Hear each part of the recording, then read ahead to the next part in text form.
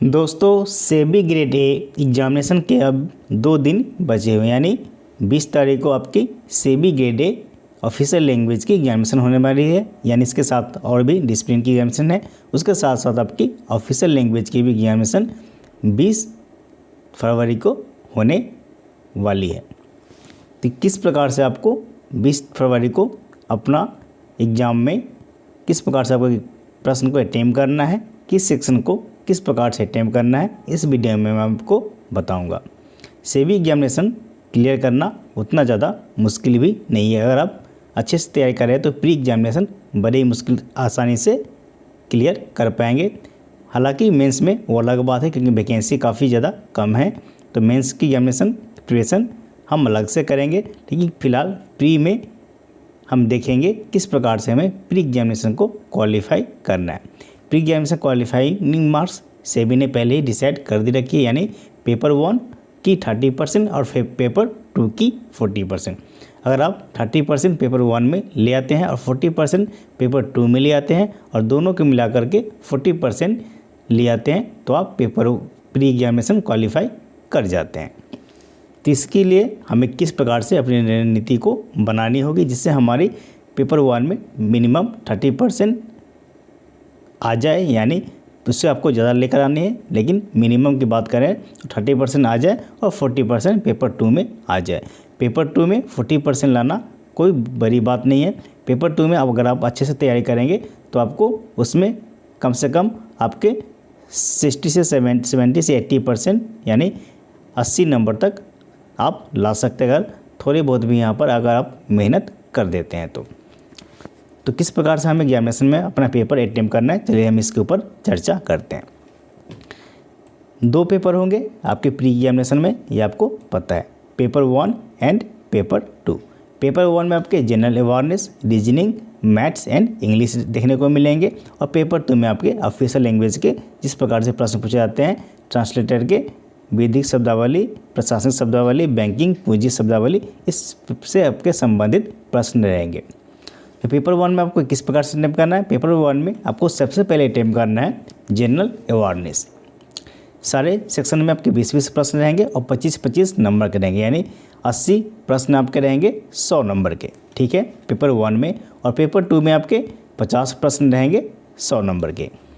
तो सबसे पहले आपको अटेम्प्ट करना है पेपर 1 में, क्योंकि यहाँ में सेक्शनल टाइमिंग नहीं है, यह आपको याद रखना है। दूसरे एग्जामिनेशन में कई सारे एग्जामिनेशन होते हैं बैंकिंग के, जिसमें आपकी सेक्शनल टाइमिंग दी जाती है 20 मिनट, 25 मिनट या 30 मिनट, लेकिन सेबी में आपकी सेक्शनल टाइमिंग नहीं है। यहाँ पर 1 आवर है, यानी 1 घंटे का आपके पास यहाँ समय है।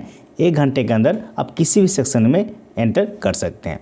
तो किसी भी सेक्शन में एंटर करने का मकसद यहाँ पर यही है कि आपका जो स्ट्रॉन्ग सेक्शन है उसमें आपको पहले सॉल्व करना है, बाद में आपका जो भी नेक्स्ट सेक्शन है उसमें आपको लास्ट में जाना है। यह आपकी यहाँ पर सबसे अच्छी बात है कि किसी भी सेक्शन में आप एंटर कर सकते हैं। तो मान लीजिए अगर आप 1 आवर के भीतर आप यहाँ पर आपको चारों सेक्शन को कंप्लीट करना है। चारों सेक्शन यानी जो सेक्शन आपका स्ट्रॉन्ग है सबसे पहले आपको उससे अटेम्प्ट करना है। तो स्ट्रॉन्ग में किस प्रकार से हम कर सकते हैं, सबसे पहले हम अटेम्प्ट करेंगे जनरल अवेयरनेस, क्योंकि जनरल अवेयरनेस जो होता है इसमें समय काफ़ी ज़्यादा कम लगता है। यहाँ आप 10 से 15 मिनट के अंदर में आप यहाँ पर सारे प्रश्न कर जाएंगे। तो 15 मिनट यहाँ पर मैंने ज़्यादा रखा दिया, 10 मिनट मान के चलिए। तो 10 मिनट में आप यहाँ पर जनरल अवेयरनेस के सारे प्रश्न कर जाएंगे। जनरल अवेयरनेस के लिए आप कोई भी एक मंथली मैगजीन ले सकते हैं जो बैंकिंग से रिलेटेड है, कोई भी ले सकते हैं, मैं यहाँ पर नाम नहीं बताऊँगा, तो कोई भी लेकर के आप मंथली मैगजीन से यहाँ पर काम कर सकते हैं। सबसे पहले आपको अटेम्प्ट करना है जनरल अवेयरनेस यानी जीएस। उसके बाद आपको अटेम्प्ट करना है रीजनिंग, क्योंकि रीजनिंग का जो मार्क्स होता है जो आप सॉल्व करेंगे यहाँ पर आपका वही सही मार्क्स मिलेगा। रीजनिंग ऐसा टॉपिक है, ऐसा सेक्शन है जो आप सही करेंगे तो आपका वहाँ पर सही मार्क्स मिलेगा।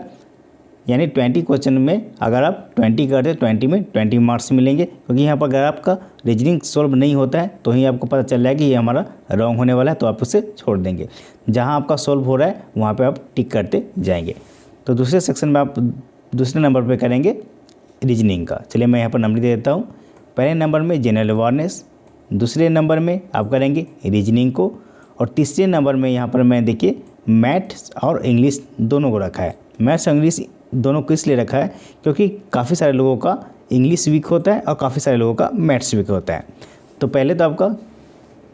पहले करेंगे जनरल अवेयरनेस, दूसरे में करेंगे रीजनिंग। यह 2 सेक्शन आपका कंप्लीट हो गया। तीसरा सेक्शन में मैथ और इंग्लिश दोनों आता है, यानी जिसका मैथ्स वीक है वो इंग्लिश में एंटर करेंगे और जिनका इंग्लिश वीक है वो मैथ में एंटर करेंगे। ठीक है, क्योंकि काफ़ी सारे लोगों का इंग्लिश वीक होता है, इंग्लिश को छोड़ देंगे, पहले मैथ में एंटर करें। मैथ में आपका सिंपल जो प्रश्न होते हैं 10-15 नंबर का आपका सिंपल प्रश्न यहाँ पर देखने को मिल जाएंगे। जैसे नंबर सीरीज हो गया, आपका टेबल DI हो गया, ये सब सिंपल प्रश्न होंगे, आप उसको मैथ में कर लेंगे। और जो टफ प्रश्न होते हैं उसको छोड़ करके बाद में आप इंग्लिश में एंटर कर सकते हैं। और जिनका मैथ्स बिल्कुल ही वीक है वो इंग्लिश में एंटर करके लास्ट में मैथ में कर सकते हैं। इसमें 30% ही चाहिए, तो इसमें घबराने की जरूरत नहीं है। 30% अगर थोड़ी भी मेहनत अगर आप कर देते हैं तो 30% 100 में 30% लेना कोई बड़ी बात नहीं है। पेपर 1 में क्वालिफाई आप बड़ी आसानी से कर जाएंगे। अब बताएं हमारा पेपर 2। पेपर 2 में क्या पूछे जाएंगे? पेपर 2 में आपके हिंदी ग्रामर नहीं पूछे जाते हैं। यह एक अच्छी बात है, क्योंकि हिंदी ग्रामर में भी काफ़ी सारे प्रश्न ऐसे होते हैं जो काफ़ी ज़्यादा मुश्किल होता है और उसमें काफ़ी सारे लोग गलत प्रश्न का जवाब दे करके आ जाते हैं। तो यहाँ में पहले प्रश्न पूछा जाएगा भारत सरकार की राजभाषा नीति, यानी राजभाषा अधिनियम से जितने ही प्रश्न पूछे जाएंगे यहाँ पर मान लीजिए 10 से 15 नंबर आपके राजभाषा अधिनियम से प्रश्न पूछे जाएंगे। तो राजभाषा अधिनियम के जितने ही प्रश्न हैं आपको अच्छे से याद कर लेना है। इसके बाद आपके सारे यहाँ पर ट्रांसलेटर से प्रश्न पूछे जाएंगे, जैसे हिंदी से अंग्रेजी अनुवाद, शब्द, वाक्यांश या वाक्य कुछ भी हो सकता है। अंग्रेजी से हिंदी अनुवाद, शब्द, वाक्यांश या वाक्य कुछ भी हो सकता है। हिंदी से अंग्रेजी विधिक शब्द, विधिक मतलब लीगल टर्मिनोलॉजी, यहाँ शब्दावली ही है। देखिए अंग्रेजी से हिंदी, यहाँ भी शब्दावली है, लीगल टर्मिनोलॉजी। हिंदी से अंग्रेजी प्रशासनिक, बैंकिंग, पूंजी बाजार संबंधी शब्दावली। हिंदी से अंग्रेजी से हिंदी प्रशासनिक, बैंकिंग, पूंजी बाजार संबंधी शब्दावली। यहाँ शब्दावली से देख सकते हैं कि यहाँ से लेकर के नंबर 4 से लेकर के नंबर 7 तक आपके शब्दावली ही पूछे जा रहे हैं। घुमा फिरा कर देखिए, जैसे प्रशासनिक, बैंकिंग, पूंजी बाजार, लीगल टर्मिनोलॉजी यानी लीगल शब्दावली से आपके यहाँ पर ज़्यादा प्रश्न पूछे जाएंगे।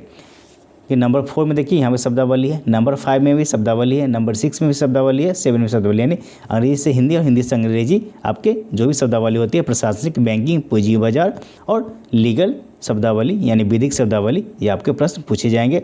और बाकी जो अनुवाद हो गए एक वाक्य में शब्द अनुवाद दिए जाएंगे हिंदी से अंग्रेजी और अंग्रेजी से हिंदी, और बाकी आपके राजभाषा नीति से प्रश्न रहेंगे। तो इसको आपको अच्छे से टर्मिनोलॉजी कर लेना है। टर्मिनोलॉजी के लिए आपको इग्नू की बुक्स, PGDT की बुक्स को आप प्रीफर कर सकते हैं। PGDT बुक्स में आपको सारे बैंकिंग, पूंजी बाजार, लीगल टर्मिनोलॉजी सारे आपको शब्दावली देखने को मिल जाएंगे। और जो राजभाषा नीति, राजभाषा ऑफिशियल साइट से जा करके आप पढ़ सकते हैं, या अपने अगर क्वेश्चन बना कर रखा है तो उसे पढ़ सकते हैं। और मैंने भारत सरकार की राजभाषा नीति के ऊपर वीडियो भी बनाया है और राजभाषा अधिनियम से प्रश्न भी यहाँ पर बनाए हैं, आप उसे भी देख सकते हैं। तो इस प्रकार से आप बड़ी आसानी से थोड़ी तैयारी करते हैं तो पेपर 2 में आपके 70 to 80 मार्क्स बड़ी आसानी से आ जाएंगे। अगर आप मान लीजिए 30% नहीं, अगर पेपर 1 में लेकर आते हैं तो आपको पेपर 2 में 50% लाना है, तो आपका यहाँ पर दोनों मिला करके 40% हो जाएंगे। तो आप 50 इतना ही कम लेकर के मत चलिए। आपको मान लीजिए कि आपको पेपर 2 में मिनिमम 60 to 80 के बीच में लेकर आना है, और जनरल पेपर 1 में आपको अगर 30 से 40 के बीच भी आता है तो आप बड़ी आसानी से प्री एग्जामिनेशन क्वालिफाई कर जाएंगे।